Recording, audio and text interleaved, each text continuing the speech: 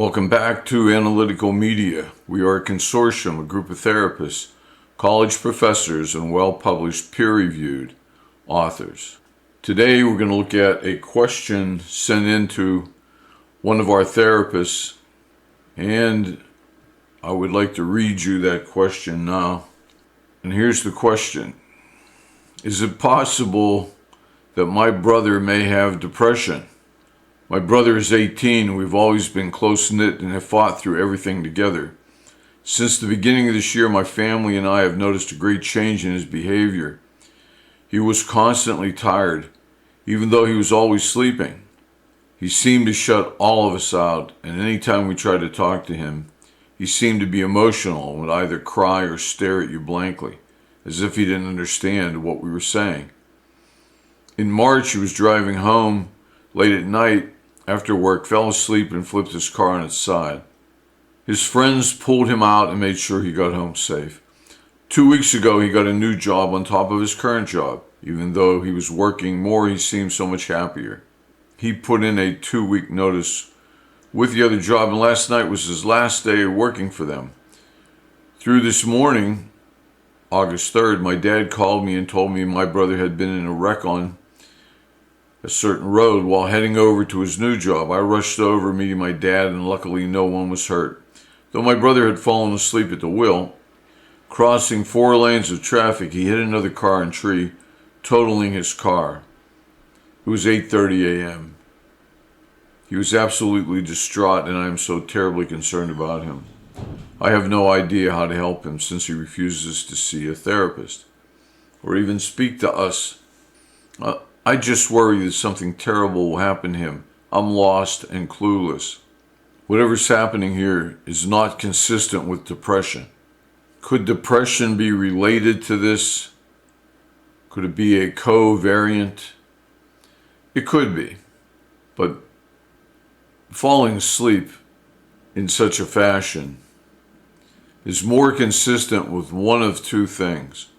Of course, there's the possibility of narcolepsy, which is a physical condition, not a psychological one.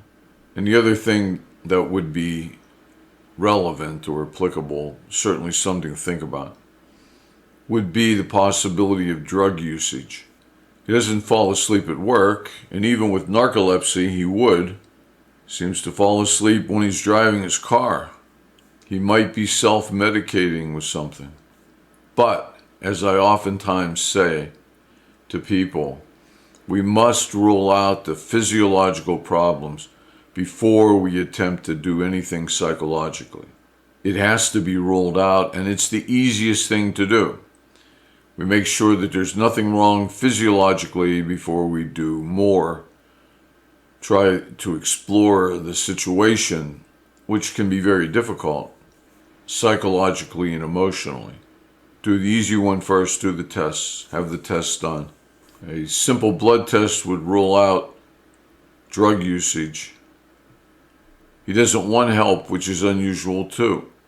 People who are using drugs and want to keep it a secret don't want anyone to look through their drawers, look through their blood profiles, look through their medical records at all. It's a secretive thing, and the brother does not want to talk to anyone about his problems, doesn't want therapy. In other words, more probing eyes, looking into the inner recesses of his mind. He doesn't want that. But here at Analytical Media, and we just had this discussion 12 minutes ago, we would not treat this person unless he first had the physical tests done. And perhaps working with psychiatrists at this point would be good, though you could work with the primary care physician also. Now, this man, this boy, this brother, has just wrecked 2 cars in a short period of time, within a month. This is a serious issue, either a physical issue that needs to be addressed immediately, or a drug issue that also needs to be addressed Obviously, it's life-threatening. You can see in the last episode, the brother had fallen asleep at the wheel. He crossed 4 lanes of traffic. He hit another car and tree and totaled his car. Certainly, that's life-threatening. I also don't feel that he should be given the choice, that his opinions should be respected. Why? Because it is life-threatening. He totaled 2 cars in less than a month. Maybe you don't want to get that pushy with your brother. Maybe you're going to leave that up to him, but in essence, what you're saying is, we're not going to probe because you don't like it, but you may die. Our lack of intervention here may be the cause of your death. You can involuntarily commit, which would certainly allow for all the blood tests and a deeper inspection. And yes, you are going against the desire of your brother, but you're also attempting to save his life. You've already tried all the other things, talking to him, your parents have talked to him. He doesn't participate. There is also the outside possibility, the outside chance, that these accidents weren't accidents at all, but were attempts to end his life. We don't know that. At this point, you have nothing to lose. He's nearly died twice. He was in situations where he could have died. He totaled his cars. Also, I find it unusual that in the first accident, he flipped his car over. His friends pulled him out and made sure he got home safe. Does that sound like drug usage? Alcohol usage? It was his friends who pulled him out. Not paramedics, not the police, but his friends. It's suspicious. It might be innocent as could be. We don't know. How do you handle a situation where there's a legitimate chance that your loved one's life is at threat? A threat to end that life. This person could die. How do you treat that? Do you respect their wishes? They don't want to talk about it. Well, if you love that person, you do not respect their wishes. I don't know if you're aware of this, and we'll talk about it sometime, but all studies show that persons who have attempted to end their own lives but have failed to do so, their attempt was not successful, that almost universally they regret having made that attempt. Almost universally. It's like, thank God it didn't work. Almost universally. We'll talk about those studies more later. Okay, this is Analytical Media.